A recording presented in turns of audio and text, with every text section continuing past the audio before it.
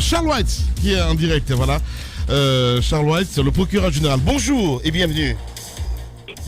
Bonjour Damine, bonjour à tous les auditeurs de la grande émission GG. Merci beaucoup, hein, merci d'accepter notre invitation. Allez-y. Alors, Monsieur Wright, on est très heureux de vous avoir sur ce sujet qui a quand même fait l'actualité aussi de ce matin. Pour ouvrir ce débat, je vous pose la question bien simple.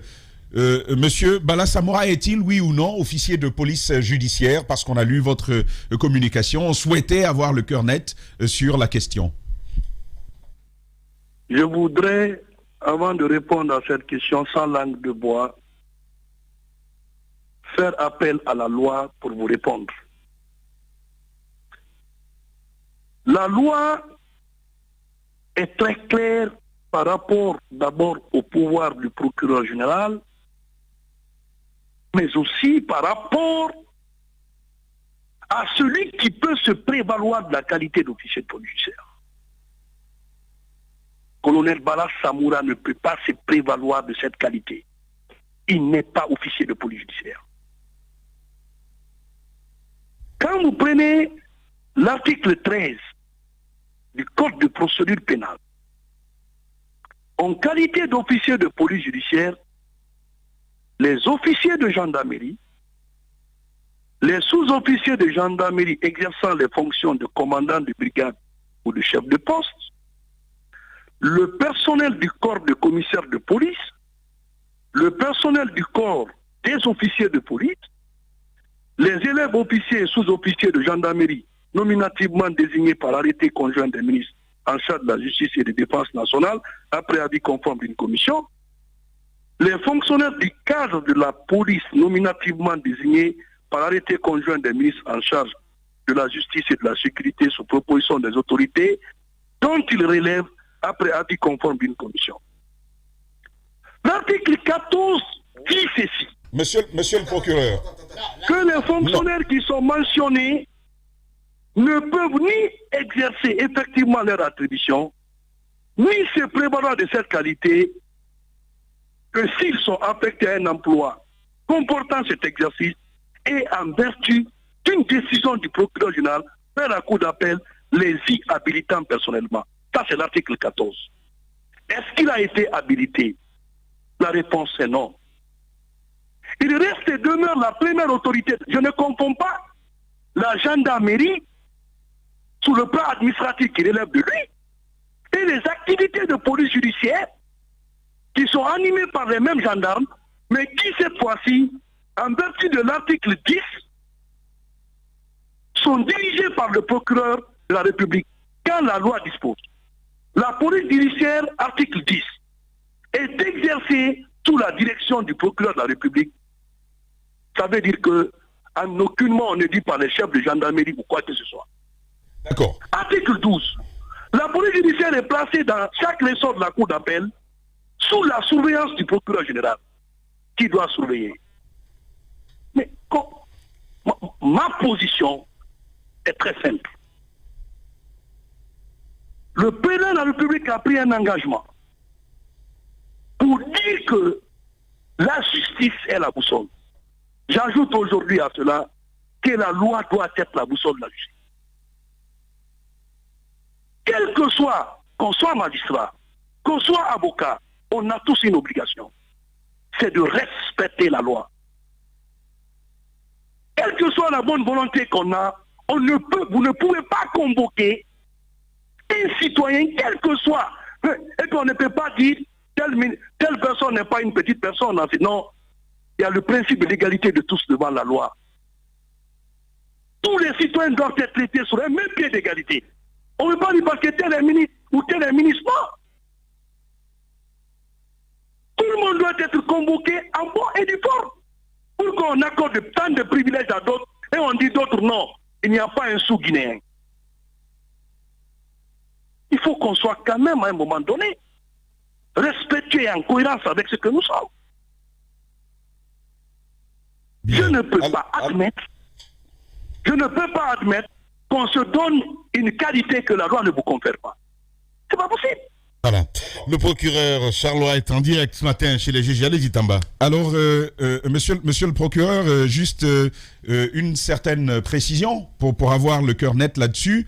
L'article 13 que vous avez lu correspond, en tout cas pour l'article que vous nous avez rapporté, il correspond à l'ancien code de procédure pénale. Dans le nouveau code de procédure pénale, c'est l'article 14 qui est celui que vous avez lu en premier. C'est-à-dire que en qualité d'officiers de police judiciaire, la liste est là, les officiers de gendarmerie, les sous-officiers de gendarmerie, ainsi de suite. Et puis plus loin, les éléments que vous lisez pour l'article 14 correspondent dans le nouveau code de procédure pénale à l'article 15. Est-ce qu'on est bien d'accord là-dessus? Non, l'article 14, il y a un nouveau code, c'est le code numéro 2016-060, Exact. AN, du 26 octobre 2016, portant code de procédure. Exactement. L'article 13 a listé les postes qui peuvent donner la qualité d'officier de police judiciaire. Non, monsieur. L'article 14. Monsieur le procureur, j'ai l'article 13 devant moi de ce nouveau code, le code de 2016. L'article 13, le voici. Elle est placée. Non, je veux qu'on lise ce qui est dans le texte. Article 13. Oui, l'article 13 du nouveau code. En qualité d'officier de police judiciaire, on les a cités. Il y a deux conditions cumulatives pour que vous dites que vous êtes officier de police judiciaire. Non, regardez.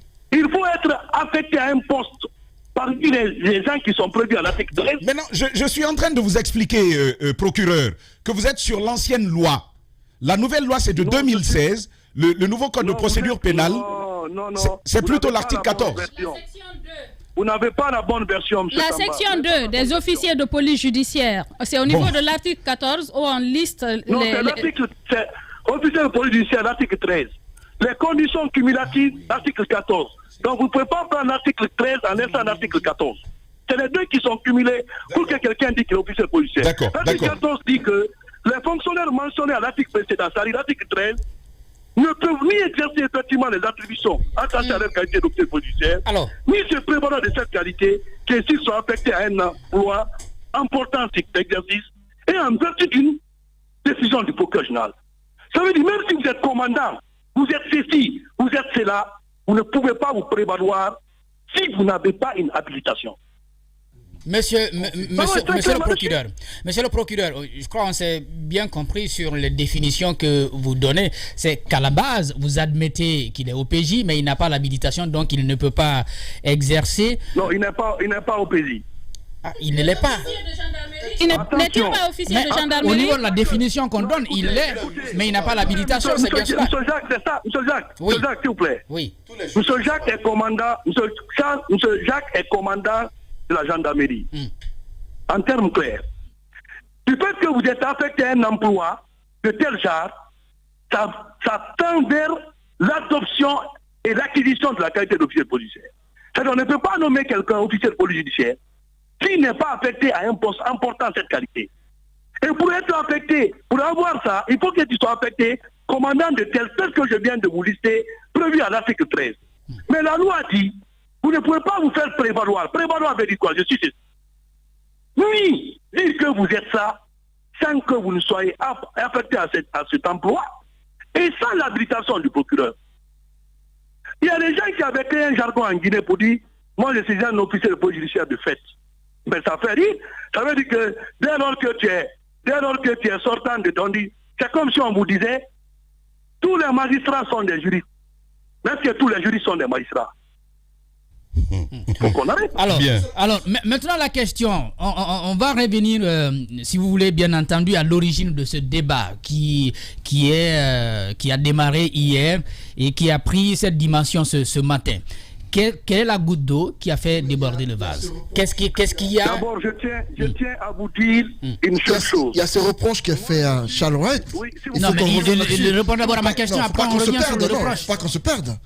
Charles White, il vous est reproché de convoquer les OPJ selon le gré de vos humeurs. Vous vous levez un beau matin, vous les convoquez à votre bureau pour non, mais communiquer. il a dit ils sont sous sa responsabilité. Non, ce n'est pas une raison. Ce n'est pas une raison.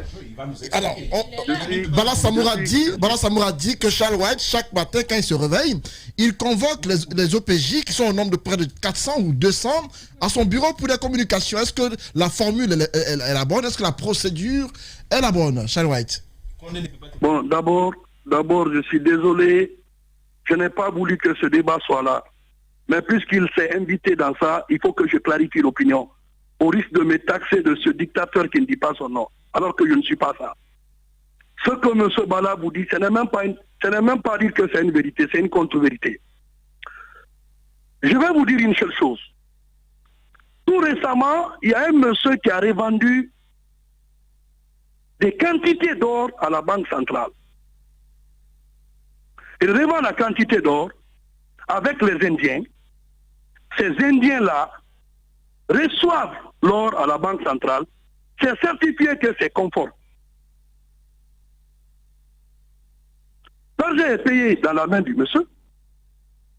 Tout d'un coup, qu'est-ce qui se passe? Le monsieur reçoit l'argent. On parle créer une fausse procédure contre le monsieur pour dire que l'argent qui a revendu aux Indiens, que ce n'est pas de bon or. Donc vous avez vendu du faux. Le monsieur dit non. Dès lors que j'ai la certification de la Banque centrale, vous ne pouvez pas me le dire. Et pour régler le cas du monsieur, qu'est-ce qu'on fait? On se dirige vers la gendarmerie. Le monsieur dit, alors si vous dites que ce que j'ai fait, ce n'est pas normal, envoyez-moi la preuve que ce que vous êtes en train de faire, ce n'est pas bien. J'ai dit, bon, d'accord. Il refuse de présenter de l'or au monsieur parce qu'il pense que le monsieur a l'argent alors que lui, il agit au nom des orpailleurs de Sigiri. On pense que le monsieur a l'argent, il faut créer une fausse procédure le concernant, lui mettre en prison en garde à vue et puis lui faire retirer son montant. Là, c'est des accusations graves. Permettez, un gendarme se permet, ce citoyen qui est en train d'être sur la moto, qui circule librement, il appelle les autres motards, au voleur. Le monsieur était à ce moment en possession de 2 kg d'or. Les gens le poursuivent jusqu'à Donka. On le frappe. Le monsieur a été dans le coma. Son avocat a adressé une demande d'intervention me concernant. Monsieur le procureur, on est venu, la direction des investigations ne comprend plus rien. Il dit aujourd'hui, notre client est en coma, il vient de sortir. On peut plaindre contre le gendarme. Colonel Bala dit que le gendarme ne se présente pas. J'ai dit dans ce cas, moi en tant que surveillant, il faut que j'appelle les officiers de police judiciaire de là-bas pour qu'on échange. Mais puisque le monsieur qui a été frappé a été présenté à lui, il n'a rien fait, il a préféré envoyer le monsieur à l'école de la gendarmerie pour lui faire, pour l'enlever. Comme dans le cadre de la loi. Mais c'est très grave. Mais moi j'ai demandé, si ce monsieur doit comparaître, on ne peut pas battre un citoyen que ça soit comme ça. Mais en tant que surveillant, je ne convoque pas les gendarmes, hein. J'invite les officiers de police que j'habilite. C'est ce qu'il ne comprend pas lui. Les grandes gueules. Je n'ai pas besoin d'adresser un courrier à lui pour dire que j'ai été saisi de ça. Quand je voulais les habiliter, ils sont venus d'eux-mêmes. Il y a plusieurs choses que je gère ici, mais il ne peut pas être le directeur, il ne peut pas être le surveillant, il ne peut pas être le contrôleur. Ça, c'est un deuxièmement. Comment vous pouvez appeler les gens au téléphone pour dire venez, on vous prive de votre liberté? Ce n'est pas votre travail, colonel. Les avocats m'ont adressé des lettres d'intervention à ce sujet. Je l'ai approché, je l'ai parlé pour qu'ils puissent comprendre. On n'a pas d'intérêt à se livrer en spectacle. La Guinée n'a pas besoin de ça. Nous sommes dans une période de transition. Le président a dit que la justice va être la boussole. Il faut que chacun de nous imprime ça dans ses actions. Mais lorsque vous faites autre chose, vous affaiblissez le président de la République. Lorsque vous faites pour autre chose, vous donnez une mauvaise image du président de la République, alors qu'il n'en est pour rien. C'est pourquoi j'ai pris ma responsabilité. pour dire aux officiers de police judiciaire, venez ce que j'ai constaté. C'est moi qui vous ai habilité. Si vous faites les officiers d'actes de police judiciaire, c'est moi qui vais déléguer une partie de mon pouvoir. La loi dit qu'un officier policier a un dossier, il informe hiérarchiquement son chef. Mais l'enquête est dirigée par le procureur sous la surveillance du procureur général. Mais comment on peut diriger une enquête en tant que chef d'une unité? Quelle que soit votre volonté que vous avez, votre volonté n'est bonne que si votre volonté est empreinte du respect de la loi. Il dit 100% qu'il est officier de police. Il n'est même pas 2% officier de police judiciaire. Parce qu'il n'a pas qualité, il ne peut pas se prévaloir. Donc il ne s'attribue pas des qualités, c'est la loi qui attribue. Bien. Il faut qu'on ait un tout petit l'affaire de l'or. Les grandes gueules. Je vais vous ramener sur cette affaire d'or finalement. Vous avez dit le monsieur s'est retrouvé dans les locaux de la gendarmerie. Ouais. Donc sur instruction, vous voulez être formel ce matin du colonel Bala Samoura. Ça c'est la première question. Ce que je vous dis, je ne suis pas là pour faire la surenchère. Ce que je vous dis, je reste formel là-dessus. J'ai été saisi d'une demande d'intervention. C'est comme vous. Vous pouvez être victime de quelque chose. Vous venez me dire, il y a ça, il y a ça. Oui. Je suis allé voir tel ou tel. C'est vous qui me donnez l'information. Vous comprenez? Moi, mon devoir de surveillant, qu'est-ce que je dois faire? Il faut que celui dont vous donnez le nom, quand même que je puisse quand même l'appeler pour savoir de quoi il s'agit. S'il m'a dit, on m'avait frappé, j'étais parti voir le colonel Bala Samoura. Moi, pour le savoir, qu'est-ce qu'il faut communiquer avec lui. Je ne peux pas dire qu'il a été là-bas ou il n'a pas été là-bas. J'ai dit, moi, je parle sur la base des pièces dont le parquet est saisi. Pas sur la base de ce que les gens veulent que je dise. Aujourd'hui, ce dossier traîne au niveau de la sûreté parce que le gendarme là refuse de comparaître. La réquisition à la force publique vient d'être signée, ça va être exécuté, il va comparaître. Parce qu'on ne peut pas donner le sentiment de deux poids, deux mesures. Moi, je ne peux pas l'accepter. Je ne peux pas l'accepter. Le commandant qui a été suspendu du côté de son poignard. Comment vous pouvez vous permettre, pour une affaire civile, vous privez un citoyen de sa liberté pour dire que l'intéressé ne payera même pas, il ne mangera pas? Si je suis saisi d'une telle demande, moi en tant que procureur, qu'est-ce que je dois faire? Je dois agir. Le silence face à un crime nécessite une complicité. Je ne le ferai jamais. J'ai beaucoup de respect pour tout le monde.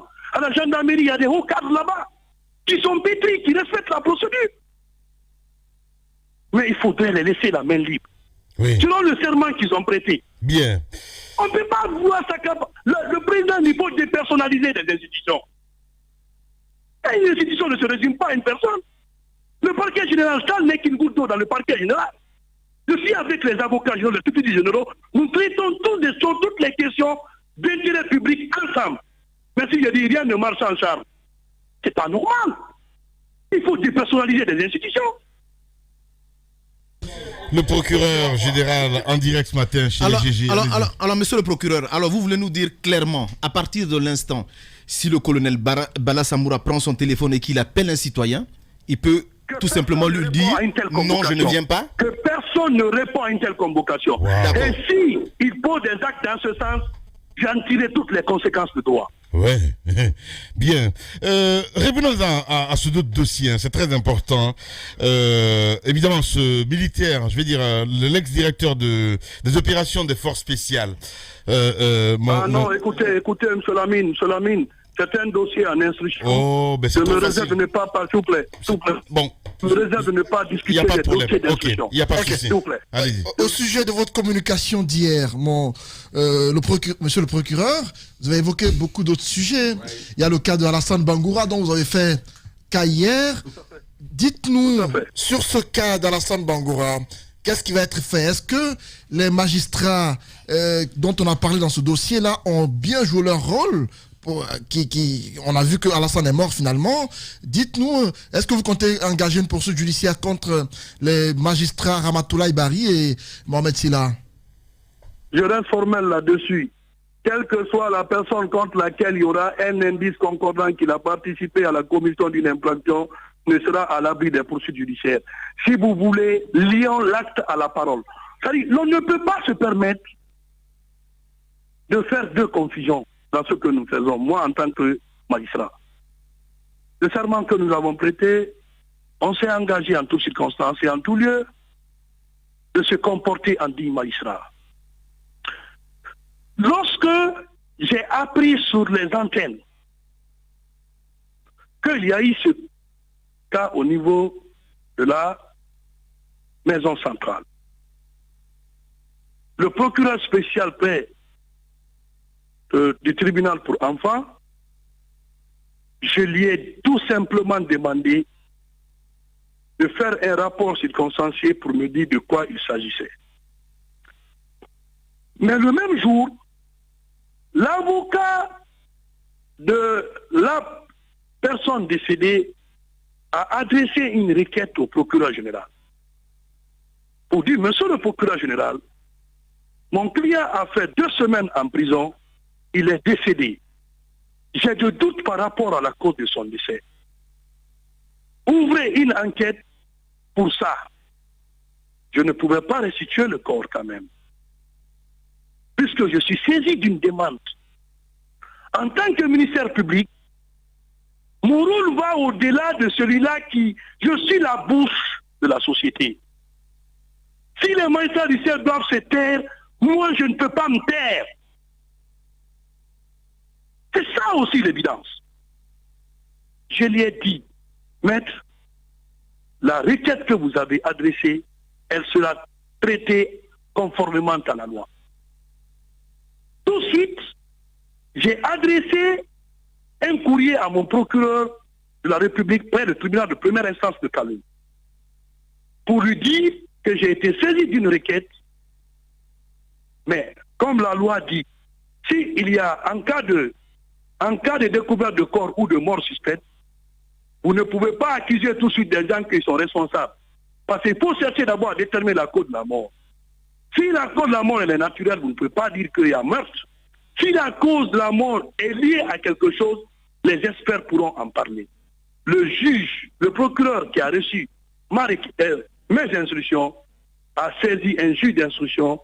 Ce juge d'instruction a pris une décision aux fins d'expertise, aux fins d'autopsie.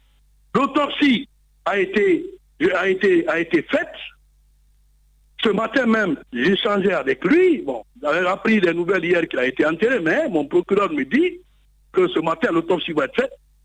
Et nous communiquerons pour éviter que les gens, quand même, l'opinion utilise cette situation. Mais, par rapport aux actes qui ont été posés, il faut d'abord retenir qu'en matière de procédure, le juge d'instruction n'est pas un procureur.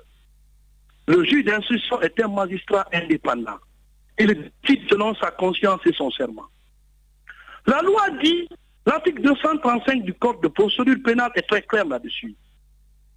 Si la détention de la personne est un moyen pour garantir sa représentation devant la justice, il faut garder. Si sa détention est nécessaire pour éviter la pression sur les témoins, il faut garder. Si la détention est nécessaire pour la conservation des preuves et des indices matériels de l'infraction, vous pouvez garder la personne en prison. Donc, la loi a prévu une liste exhaustive des motifs pour lesquels on peut priver une personne de sa liberté.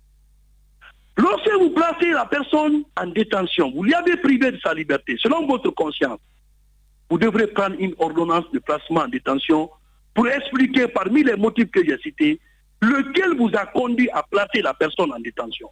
Vous devrez justifier dans votre décision. Maintenant, si la personne qui est détenue n'est pas d'accord par rapport aux motifs que vous avez développés en tant que juge d'instruction, pour lui priver de sa liberté, parce qu'on dit qu'en matière de procédure pénale, la liberté est le principe, la détention l'exception. Si l'intéressé n'est pas d'accord du motif pour lequel vous l'avez placé en détention, l'intéressé a droit de relever appel contre votre ordonnance. Mais pour relever appel contre votre ordonnance, beaucoup ne le font pas. Qu'est-ce qu'ils font? Ils introduisent des demandes de mise en liberté au lieu directement d'attaquer l'ordonnance de placement en détention. Qu'est-ce qu'ils font? Ils introduisent une demande. On dit que quand la demande elle est introduite, ça ne va pas aller directement chez le juge d'instruction. Ça va passer chez le procureur de la République. La loi dit que le procureur de la République a 5 jours. Le procureur de la République doit communiquer d'abord la demande à madame le juge. Non, madame le juge reçoit plutôt la demande. Elle communique à monsieur le procureur la demande, parce que c'est elle qui a placé, autant pour moi. La demande est introduite à son cabinet, elle reçoit. Elle communique au procureur pour dire, monsieur le procureur, j'ai été saisi en tant que juge d'une demande de mise en liberté. Je vous communique pour faire vos observations. Le procureur, dans ce cas, a 5 jours pour faire ses observations.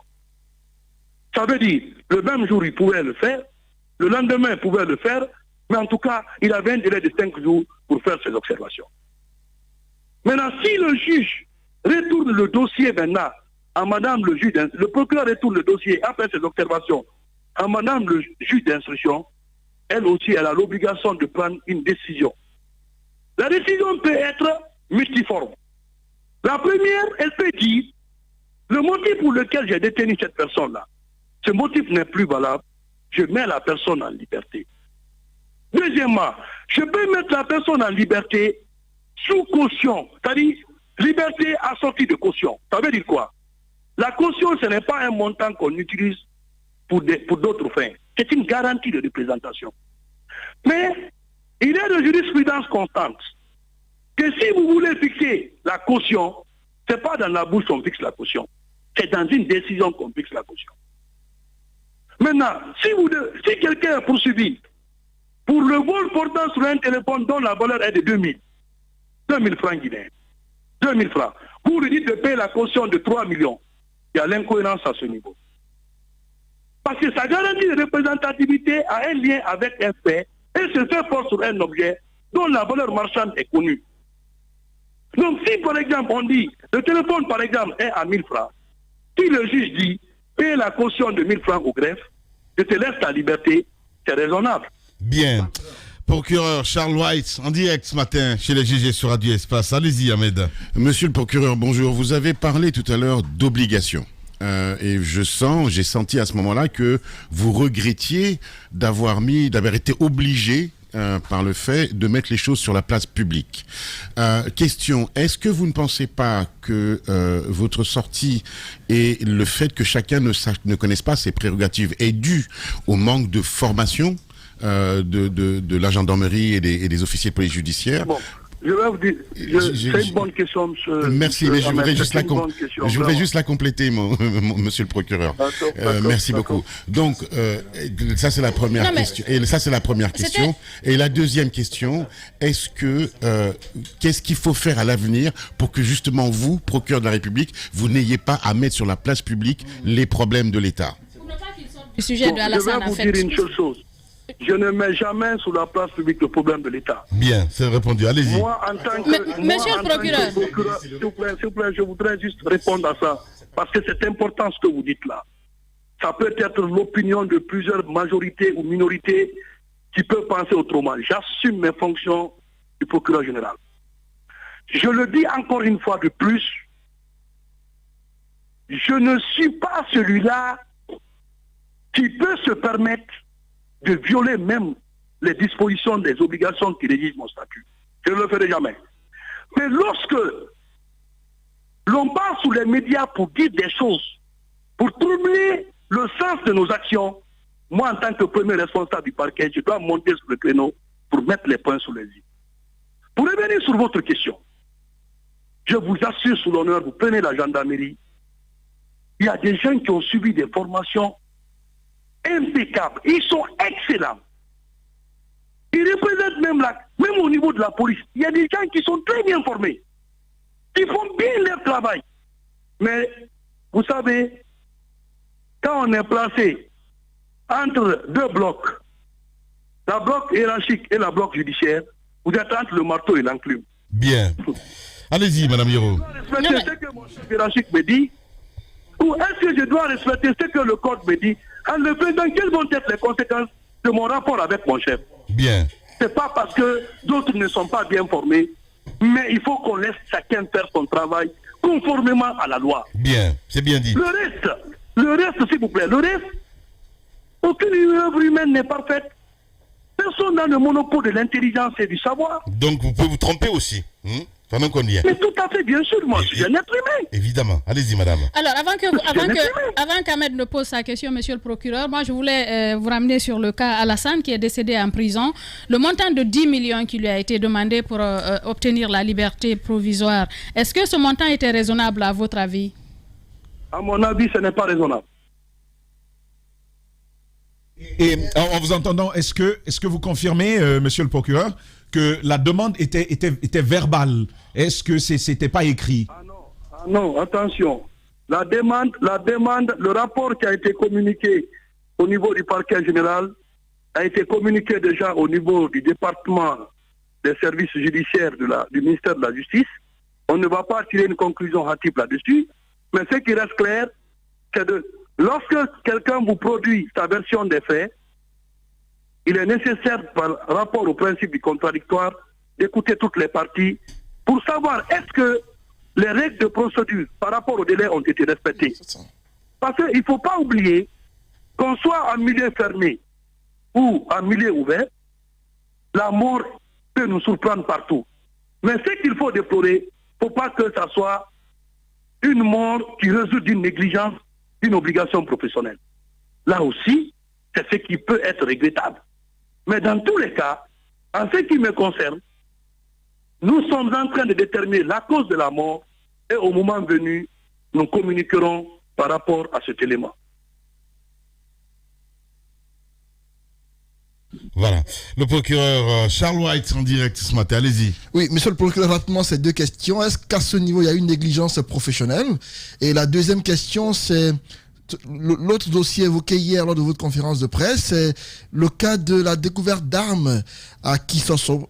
On a vu que, je crois, le citoyen Aboulaye Sow a eu son domicile dans lequel on a découvert des armes, une découverte d'armes importante. Dites-nous ce qui s'est passé. Est-ce que M. Sow était aux arrêts aujourd'hui? Bon, ce que je peux vous dire, obligation professionnelle respectée ou pas, il reviendra à l'inspection des services judiciaires de déterminer la responsabilité professionnelle des magistrats. Maintenant, en ce qui concerne la découverte d'armes, nous avons signé une réquisition dans le cadre de l'exécution d'une décision de justice. C'est l'étude de Maître Ouo et de Maître Terna qui ont saisi le parquet pour l'exécution d'une décision de justice. C'est au cours de l'exécution de cette décision que l'huissier a constaté dans le bâtiment appartenant à la personne mise en cause d'énormes quantités d'armes. Alors, puisque lui, il est huissier, si vous découvrez, par exemple, au cours de l'exécution d'une décision de justice, des armes, qu'est-ce qu'il faut faire? Vous dressez procès verbal, vous informez quand même, parce que puisque l'intéressé n'est pas un militaire, et puis là-bas, ce n'est pas quand même une garnison, un garnison plutôt. Vous dites que d'où vient la provenance de ces armes? Nous quittons maintenant de simples exécutions en matière pénale. On tombe dans le cadre de l'enquête policière. Mais le monsieur a pris l'escalier pour sauter par la fenêtre pour prendre la poudre d'escampette. Au jour d'aujourd'hui, je peux vous assurer que le monsieur a été arrêté, auditionné et une information judiciaire déjà ouverte, il sera conduit devant le juge d'instruction qui décidera de la suite à donner. Bien. Merci beaucoup en tout cas, monsieur le procureur, d'avoir répondu à nos questions. C'est un devoir, c'est un devoir pour moi. Allez, voilà. Merci, au revoir. Au revoir. Les grandes gueules continuent sur Espace. Espace TV, les grandes gueules. Le top des GG. La convention du côté des RPG Arc-en-Ciel sous fond de contestation, mon cher Antoine, je ne comprends pas. Il y a une délégation, évidemment, moi j'ai eu Nantou Chérif ce matin au téléphone qui m'expliquait un petit peu les démarches effectuées dans ce sens-là, en ce qui concerne Damaro, entre autres, qui serait carrément opposé à ce qui soit... qui serait en rébellion. Voilà. qui serait, depuis longtemps, mais il n'a pas C'est son droit le plus absolu, hein. Voilà. Vous connaissez Damaro? Oui. Damaro. Mais c'est quand même bizarre, hein, Il ne cache pas ses sentiments. Ouais. Il y a eu cette photo qui a fuité récemment, pas fuité, qui a été publiée récemment, sur laquelle on voit Damaro, Kassori, également l'autre Kouressi Kondé, qui apparemment a joué le médiateur, qui est bien dans son rôle, qui a tenté de rapprocher les positions, mais apparemment la médiation n'a pas réussi. Parce que lorsque la photo a été publiée, à l'entendement de tout le monde, c'était que Damaro avait rejoint les rangs du RPG, il avait rejoint les rangs de Kassori. Les Kassoristes. Et que désormais, tous parlaient d'une seule voix, d'une seule et même voix, sauf que, après publication de la photo, Damaro a fait une autre sortie pour dire que c'était juste une rencontre amicale. Ça n'avait rien à voir avec une rencontre. Attendez que je finisse. Je vais expliquer pourquoi je dis rébellion. Donc, ça n'a rien à voir avec ce que les gens pensaient. Et depuis longtemps, Damaro n'a pas caché sa position. Il a dit... Mais qu'est-ce qu'il reproche à Kassori? Il n'a pas été associé à la cuisine. C'est ce qu'il a employé comme expression. Les ingrédients pour la cuisine, il n'a pas participé à la sélection. Mais quand même... on lui a juste soumis un plat, il faut manger. C'est un mec qui a peut-être raison à dire la politique c'est lâche quand même quoi. Je suis désolé parce que il n'y a pas de cœur en fait là-dedans. Quand je prends un petit peu que... Non Ahmed, quand tu prends un petit peu quand même Damaro, il était du côté du GPT. Avant de venir à RPG Cassette, tu vas pas me dire le contraire, mon cher Ahmed. Voilà. Non. Je n'arrive pas à comprendre, en fait. Aujourd'hui, comprenez une chose. Il y a une chose qui est évidente. Voilà, Damaro, sa position n'est pas fortuite. Damaro a voulu la tête du RPG. Ça ne le cachait pas. Il ne faut pas se le cacher. Mais vous avez quoi qu'on dise à un moment donné, il a occupé un poste stratégique. Il était à 2 doigts d'être président de la République. Comment ça? Voilà. Président de l'Assemblée nationale. En étant à l'Assemblée, il était numéro 2 du régime de l'Assemblée nationale.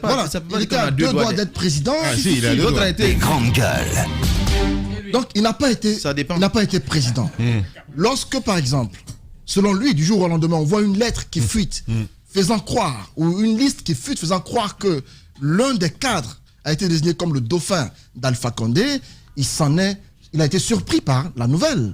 Et donc, il y a eu ce débat qui a eu lieu, il a dit qu'il n'était pas intéressé, qu'il était loin des débats et tout cela, mais dans le fond, Damaro était très proche de ce débat-là, il s'intéressait à ce qui se passait.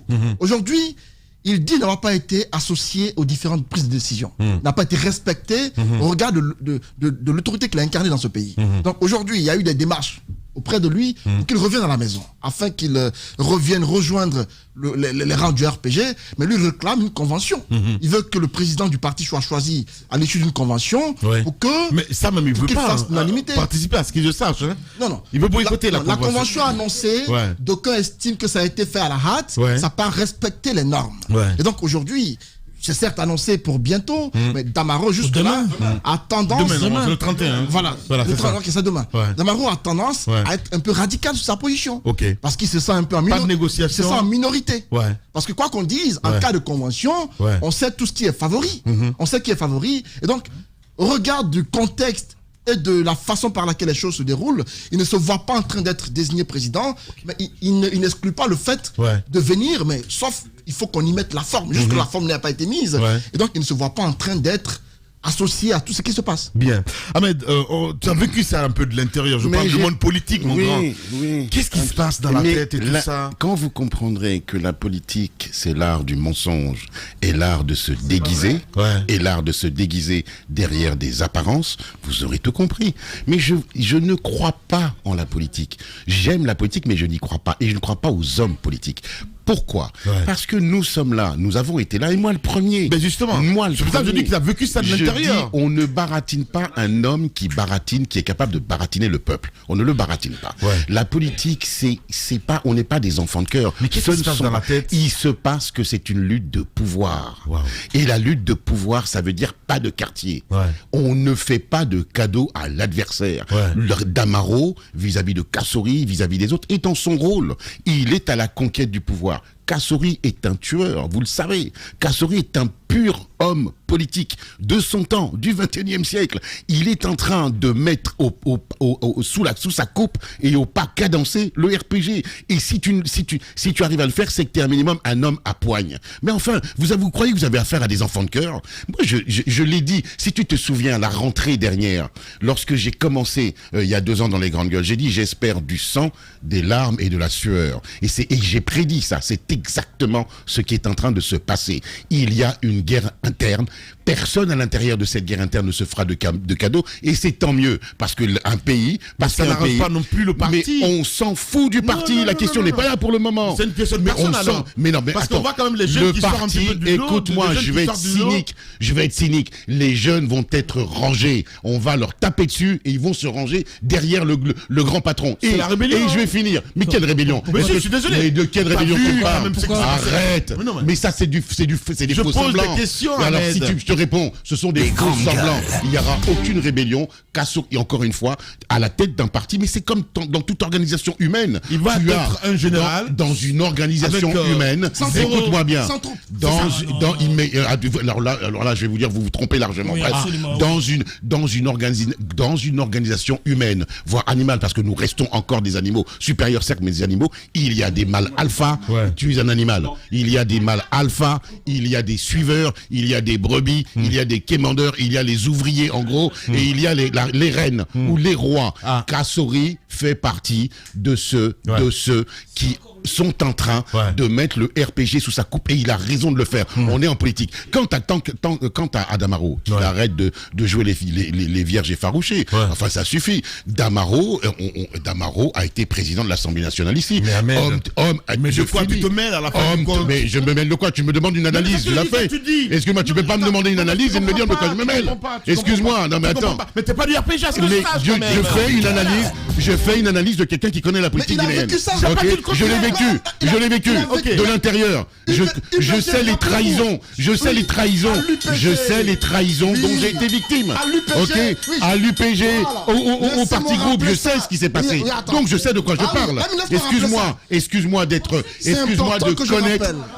de connaître. Voilà, je l'ai vécu. Je sais ce que c'est. Laisse-moi dire aux gens ce que tu as vécu. Vas-y, continue. Parce que tu ne peux pas le raconter. Non, laisse-le raconter. Il a vécu ça.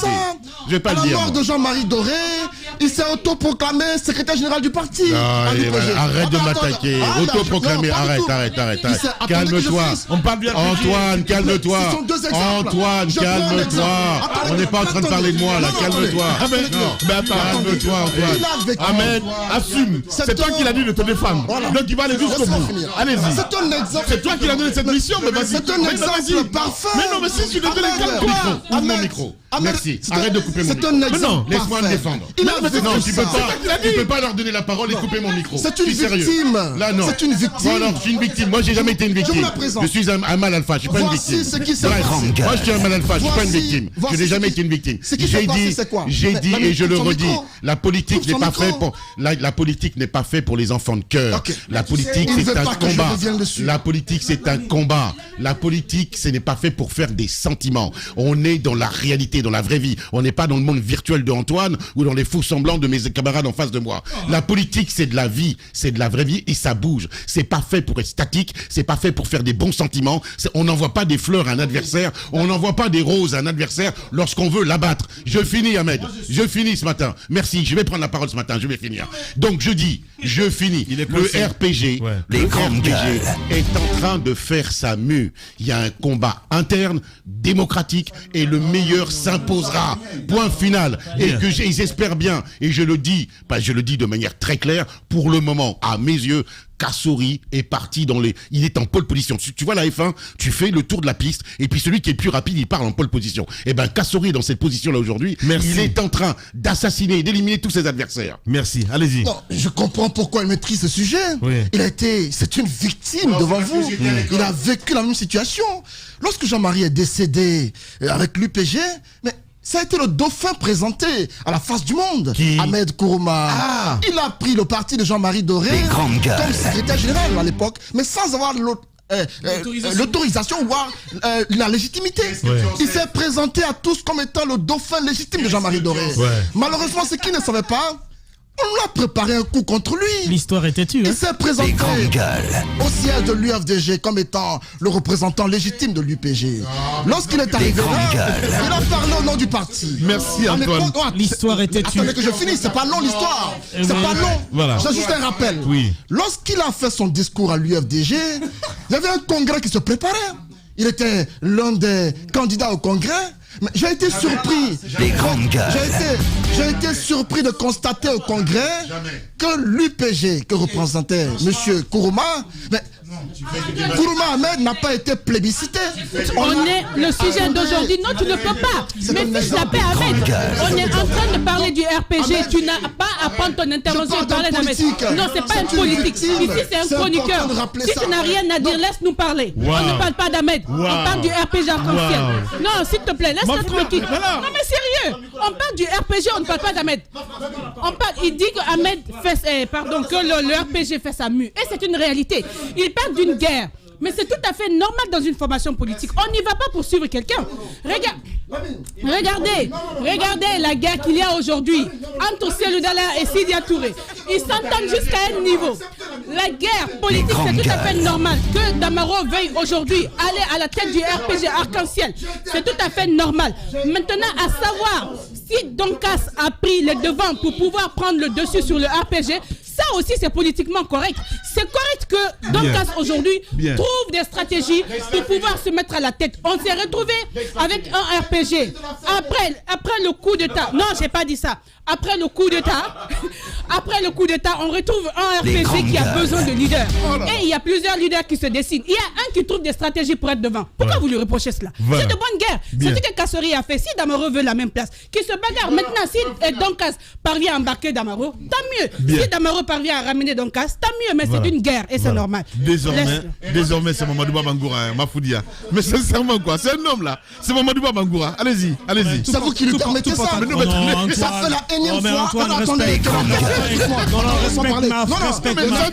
respecte Maf, Antoine. Revenons au sujet. Attends, laisse-moi finir, s'il te plaît, Roby. Ça fait la énième fois que me fait les hypercutes. Et quand c'est comme ça, non, vous fermez mon micro.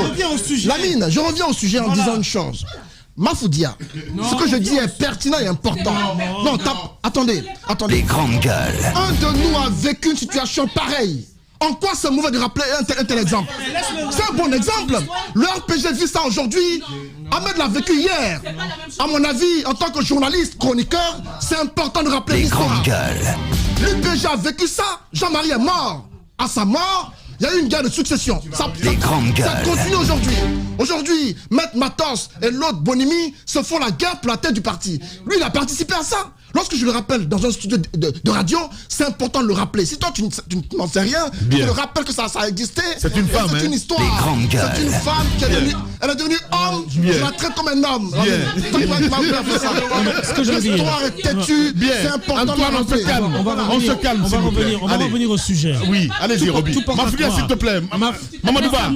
Adresse-toi à moi en tant que Mafoudia. Je suis Mafoudia, femme, avec toute ma féminité que ça comporte. Alors ne me vois pas comme un homme. Et je dis, ce que tu dis, c'est pas important, c'est inopportun. On parle du RPG arc-en-ciel, parle du RPG et laisse. Allez, on revient dans un instant. Espace TV, les grandes gueules. Le top des GG.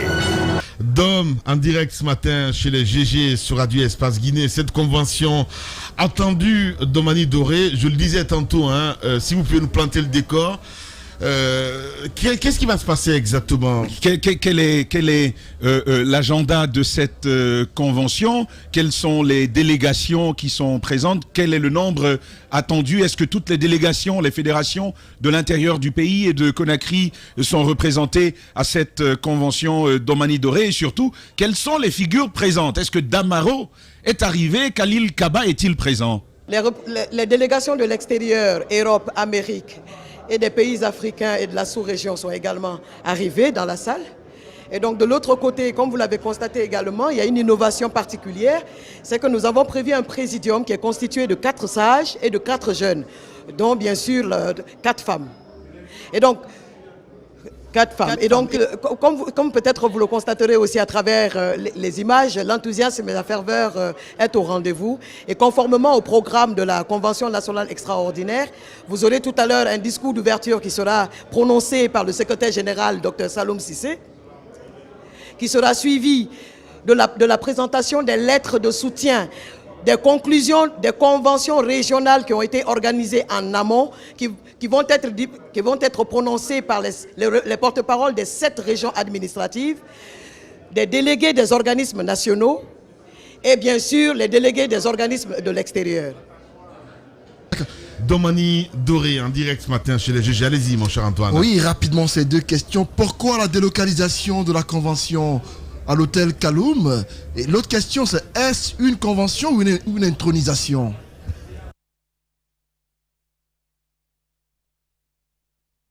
N'est pas tel puisque nous avons l'habitude d'organiser les conventions nationales hors du siège. Vous vous rappellerez que dans un passé récent, la convention nationale qui a investi notre champion, le professeur Alpha Condé, s'est fait au Palais du Peuple. Et donc cette fois-ci, nous avons prévu, comme vous l'avez constaté, d'organiser cette convention nationale extraordinaire à l'hôtel, en tout cas, qui nous reçoit aujourd'hui. Alors, vous dites que c'est provisoire. Alors, ça va prendre combien de temps exactement, Domani Doré? Oui. Mais comme le précisent les statuts à propos, le Conseil exécutif provisoire, qui est un organisme qui a été décidé d'être mis en place par le comité central, le bureau politique national, bref, la direction nationale du parti, à travers cette convention, lorsque ce bureau rentre en action, sa mission court provisoirement jusqu'à l'organisation du congrès. Justement. Alors, tu as parlé des têtes du parti, on parle de Lilou, entre autres, d'Amaro. Qu'est-ce qui est fait dans ce sens-là?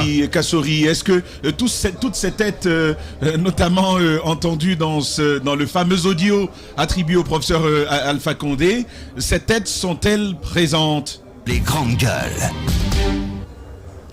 Comme vous l'avez remarqué, nous ne répondons pas de ce truc qui reste encore même dans le giron de la justice à ce qu'on sache d'où elle provient. Mais pour ce que nous sommes en train de faire de manière formelle et structurelle, le président du Conseil exécutif provisoire, Dr Ibrahima Kassory Fofana, va être investi par la commission d'investiture qui est constituée des sages du parti qui, dans le programme tout à l'heure, après la prononciation des discours des régions, prendront place à l'effet d'entrer en jeu pour investir le président du Conseil exécutif provisoire. Comme vous l'avez également constaté, il y a eu des préoccupations levées, il y a eu des contradictions. Dom, est-ce qu'il y a cette tête forte là-bas? Non, mais on parle de Lilou, entre autres. Lamine, elle nous dit quelque chose d'intéressant. Elle nous dit quelque chose d'intéressant, Domani Doré, ce matin. Ça veut donc dire qu'il s'agit d'une convention d'investiture.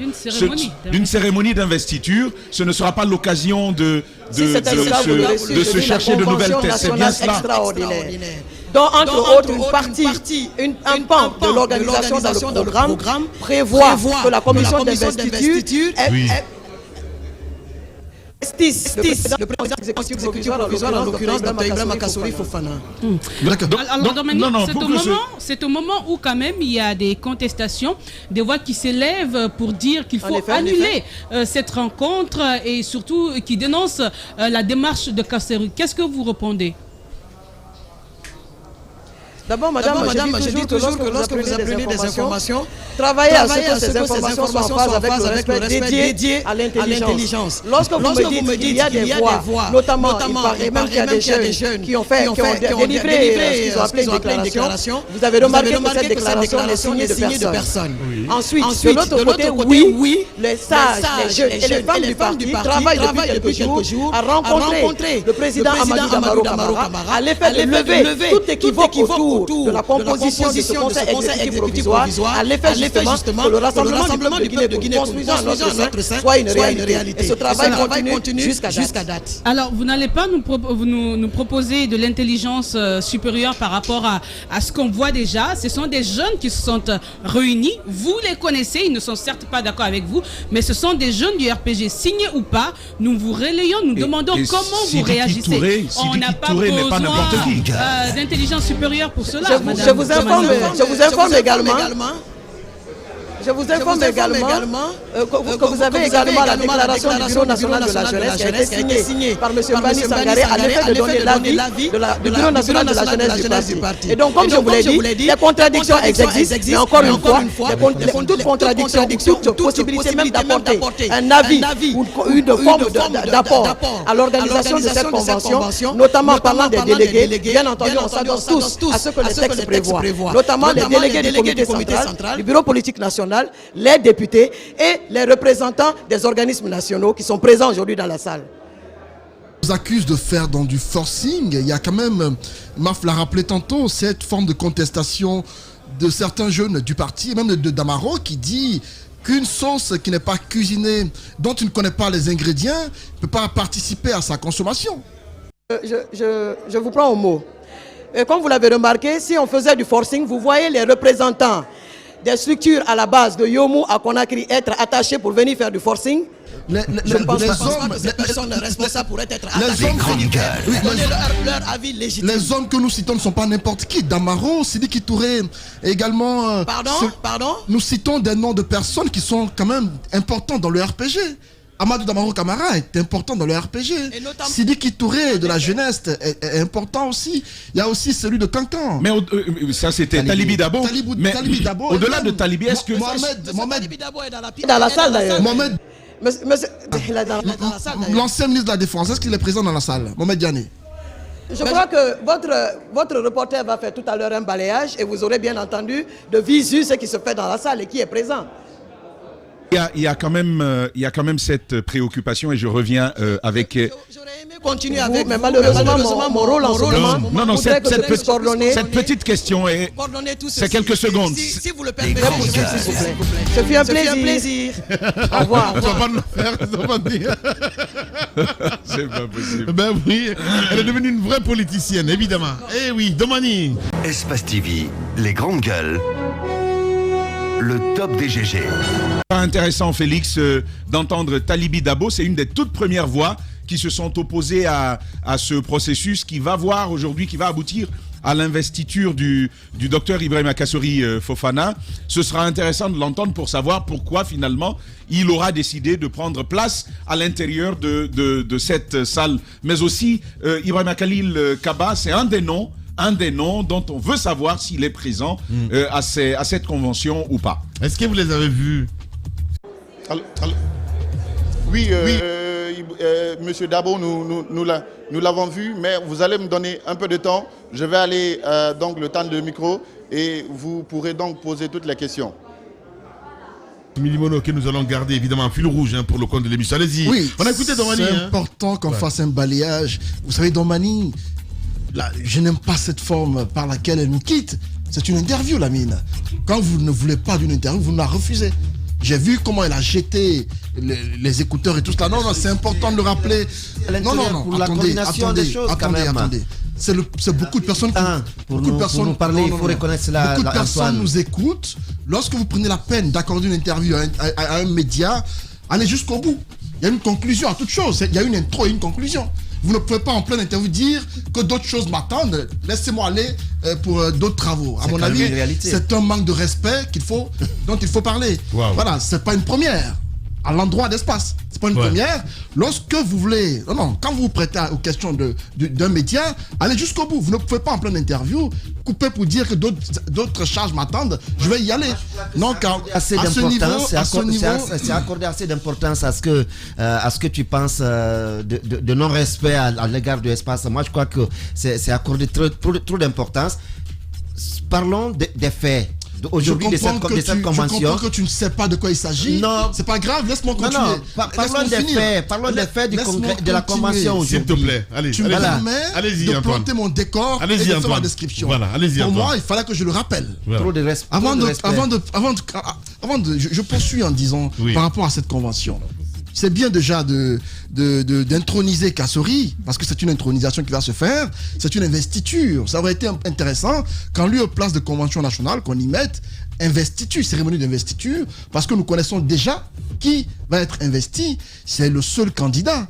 Parce que d'aucuns se seraient dit qu'il y aurait au moins une sorte de théâtre où on aurait vu un candidat sorti de nulle part pour s'opposer à Kassori. Ouais. Comme le faisait Alpha Condé souvent, où on sort des personnes pour dire qui veut être candidat, on les oppose pour juste qu'on dise juste qu'il y a eu une élection. Et à ce niveau, je pense que Kassori, ce matin, va être le seul à être installé à cette fonction. Et il y a beaucoup de choses quand même qui se passent de ce côté. On nous apprend. Elle a dit c'est une cérémonie d'investiture. Oui, mais différente d'une convention nationale. Exactement. Voilà, donc parce que jusque-là, on parlait de convention. C'est ce qui est écrit, c'est ce qui est sous nos yeux. Ouais. Donc c'est une cérémonie à laquelle on va assister.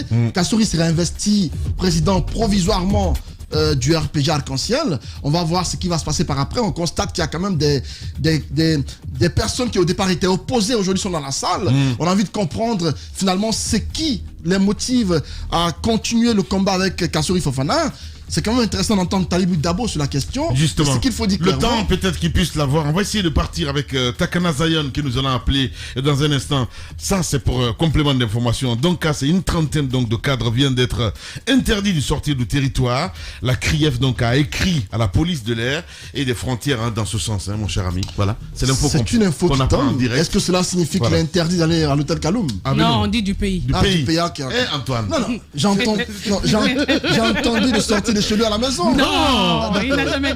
J'ai mal entendu. Là, à ce niveau. Mais... Non, en fait, c'est pas possible. Espace TV, les grandes gueules, le top des GG. On est surpris de vous voir dans cette salle de la convention qui va introniser Kassori Fofana. Il n'y a pas longtemps, vous interveniez chez nous comme quoi vous n'étiez pas d'accord avec ce document qui est sorti. Vous disiez que vous n'étiez pas sûr que ce soit Alpha Condé qui a écrit ce document. Pourquoi Talibi est présent à cette convention? Vous avez raison. Vous avez raison. J'ai simplement répondu à l'appel de la base. Vous savez, j'ai toujours communiqué que moi, je fonctionne en fonction de la base. Et toute la Haute-Guinée et toute la Guinée forestière, nos bases sont venues hier me voir et demander à ce que je puisse les accompagner dans la salle. Et les autres problèmes vont être réglés. Je suis obligé de venir à la salle parce que tout le monde est là. Je vous en prie. Je vous en prie. Laissez-moi aller dans la salle. Qui fait son entrée donc dans la salle. Vous le voyez à l'instant sur Espace TV, ainsi la régie évidemment parce que ça se passe là-bas. Merci. Voilà, on va essayer de rappeler un peu plus tard évidemment Félix Milimono forcément qui aura des choses à nous dire ce matin dans cette émission. Takana, on va essayer de repartir avec lui. Takana qu'on a écouté, mon cher Antoine. Oui, Takana qu'on écoute, je crois qu'il a commencé par donner son point de vue sur certaines actions du CNRD. Apparemment, il appelle le peuple de Guinée à soutenir le CNRD. Mais moi, je veux un peu revenir sur les propos de Talibi qui, comme ils savent bien le faire, il parle de la base lui aussi. Il dit que c'est la base. C'est la politique. Non, mais c'est la politique. À un moment donné, Lamine, Daouda, je parle dans quelle langue? Je dois parler à Antoine maintenant. Cet argument, il ne tient pas la route. Mais les politiciens, c'est comme ça. Il faut que nos acteurs politiques se prennent au sérieux. Ah, voilà, t'as dit bien. À un moment donné, qu'on se prenne au sérieux. J'ai juste pitié d'Antoine parce qu'il parle de la politique. Les grandes gueules. C'est pas la politique. Antoine est trop sincère. Est-ce que ça peut être un défaut? Il y a une question de morale. Vous savez, à un moment donné, il n'y a pas de morale en politique. Il faut qu'on s'assume. Il faut qu'on s'assume. Question de morale, tu veux me dire en politique? J'ai écouté Talibi Ségosier ici, où la voix était presque partie, où il disait que c'est écrit là. Je veux que Alpha Condé lui-même me prouve que c'est lui. Et ce matin, Takana va parler, mais ce matin, il communique en disant que c'est la base qui l'oblige à partir. Mais quelle base? Bien. À quel moment il a consulté la base de Zérekore, de Kankan et de toutes les bases de Guinée pour qu'ils partent à cette convention? On n'est pas contre le fait qu'ils partent, mais parfois quand vous communiquez, vous tenez compte, ça vous rattrape toujours. Bien. Espace TV, les grandes gueules, le top des GG. On se retrouve à très bientôt. Au revoir.